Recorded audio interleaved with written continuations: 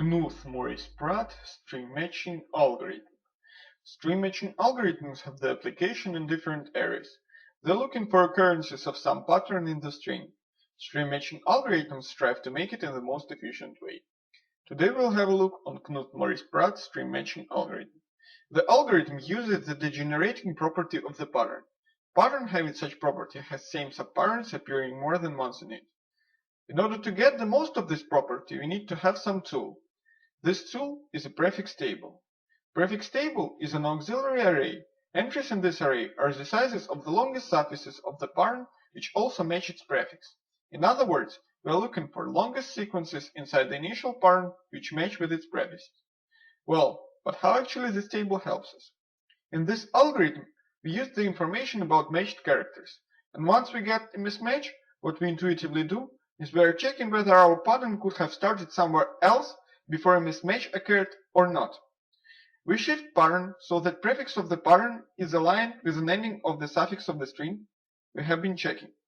If we can align it, we check whether the next element of the matched prefix matches the mismatched element or not. If yes, we continue to match. If no, we look for shorter prefix that could have matched the ending of the suffix. We do the same procedure again. Prefix table, in all these cases, just says where to shift. Let's construct it. We'll be looking through the pattern P, and we'll be constructing prefix table pi for it. Let's have a copy of the initial pattern and let's call it prefix array. In construction of a prefix table, we try to detect suffixes in our initial pattern that match prefixes of the prefix array. We run through the pattern starting from the second element. We can't start from the first element, as starting from the first element will cause the whole pattern to match with itself, and this is not what we want. Whenever we detect a match, we fill the prefix table with a number of already matched elements up to the current element of the prefix array. Let's have a look at the example. The first element is by default 0. This is because no sequence inside a pattern can be prefix and suffix simultaneously. We start from the second element. C doesn't match A. Thus, we put 0 in our prefix table. We look in the next element of the pattern and shift our prefix array. A matches A. One element matched, we put 1 in our prefix table. We look into the next element. C doesn't match A. But wait, we haven't checked for whether A is a part of a shorter prefix, which is the ending of the suffix we have just found. But this time, this is not the case, because our prefix has length 1. Thus, there is no shorter prefix. Hence, we shift our prefix array again. A matches A, we put 1. C matches C, we put 2. A matches A, we put 3. We go to the next element. B doesn't match A.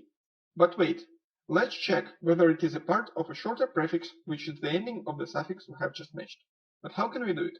Since A corresponds to the third element of the prefix, we have to now check whether the third element by itself corresponds to some prefix character.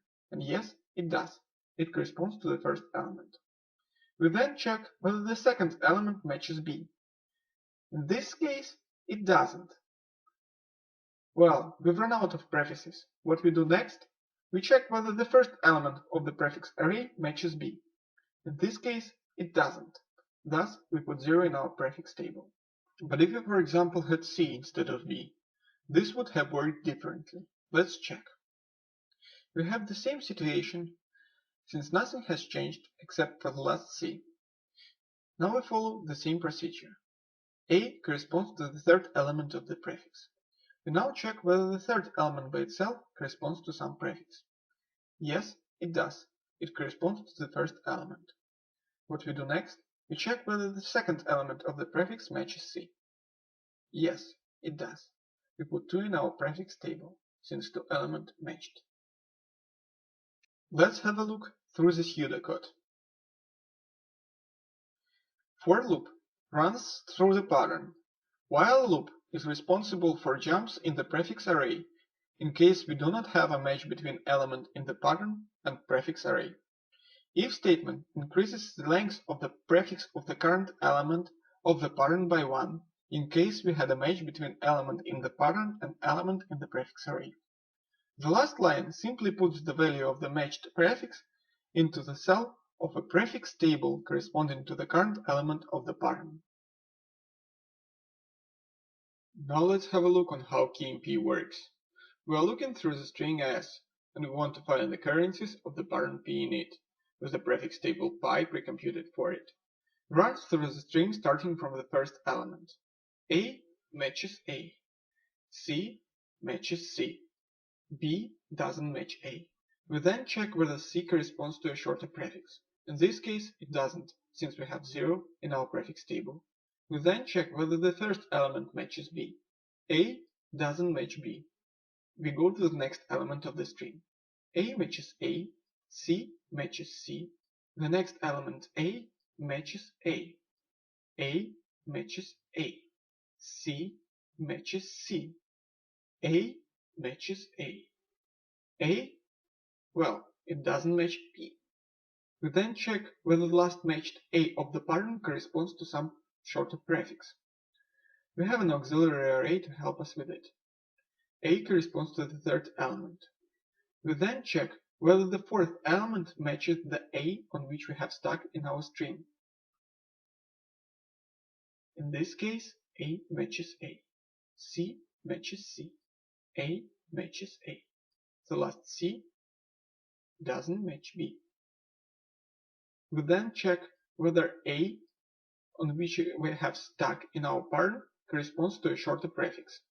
It corresponds to the third element as in the previous example.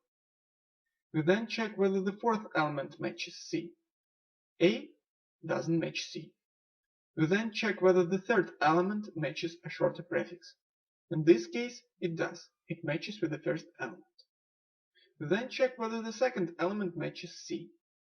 C matches C. We continue to match the whole pattern till the end. In this case, we had our pattern occurred in string. We had an occurrence. Let's have a brief look through the pseudocode. For loop runs through the string.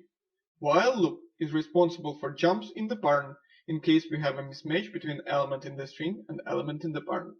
First if statement increases the pointer of the pattern by 1 in case there was a match between element in the string and element in the pattern.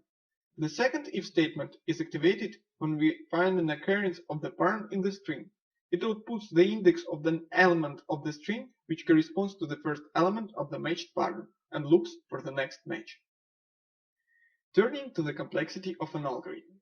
We need some time to run through the string. It takes big O of n, where n is the length of the string. Time to construct prefix table is big O of m, where m is the length of the pattern. Thus, the overall complexity is big O of n plus m. But taking into account the fact that n is always greater or equal than m, the overall complexity of an algorithm is big O of n.